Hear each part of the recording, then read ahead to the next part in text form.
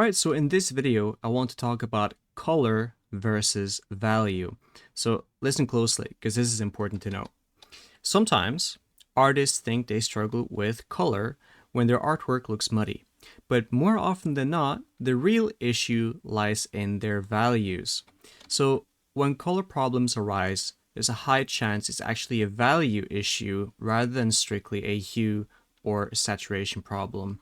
Now, hue and saturation problems can occur and it can happen frequently as well, but they're generally a little bit easier to fix than values, because values involve light and shadow, and there's a lot more fixing that's involved, and that includes juggling the colors as well if you have already started coloring the piece, right?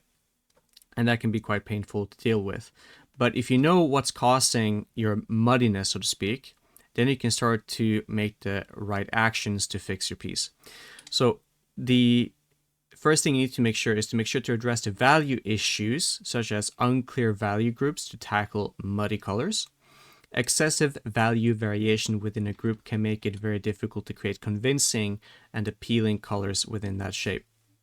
Okay, so I have these two pieces right here. One on the left here is something that I did back in 2015 or 16. I did a portrait of a character right here, and I actually stopped working on it at one point because I just couldn't figure out what was wrong with it. Yes, I could tell the values, or at least the colors, like it just looked muddy and wrong, but I couldn't figure out exactly why or how to fix it, right? And the one on the right is the more recent version, just to showcase the difference.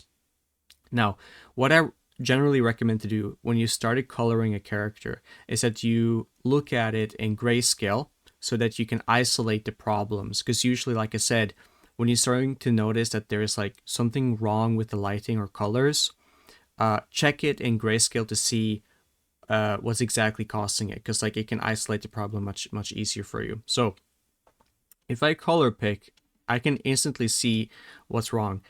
The values here down in the cheek seems to get very dark very quickly. So if I just color pick from there and put it on the side, right, and you can see that it's just kind of like mid-gray, and a color pick from the shadow right here, it's the same. So I've broken the rule where I've added too much dark values in the light, where the values in the light are now competing with the values in the shadow. They're essentially overlapping in terms of the value range, and that's not good. And there are other areas that is doing that as well. Now, when I turn the colors back on, yeah, there are some kind of odd color choices, like it's kind of green light there, kind of makes it look a little bit iridescent, but you can still get away with a lot of like unusual color choices as long as the values are pretty solid. So I could have made it work by making the highlights sort of like iridescent if I was kind of smart with it, but the main issue here is the values themselves, right?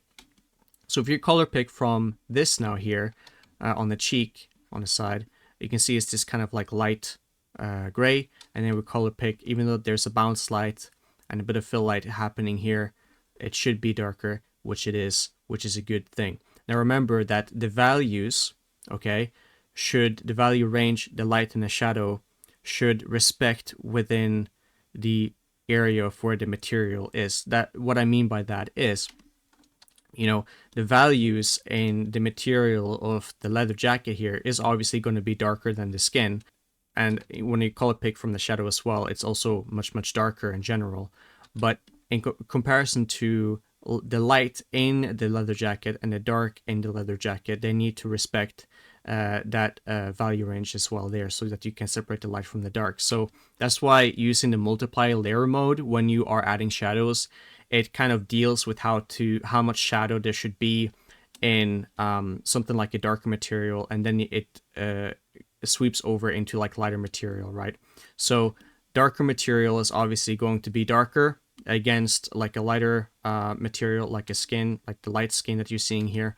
And then, you know, in the shadow, it's going to be darker in the leather jacket as opposed to the shadow in the skin, because they're two different local values. So keep in mind of that. Just a quick reminder.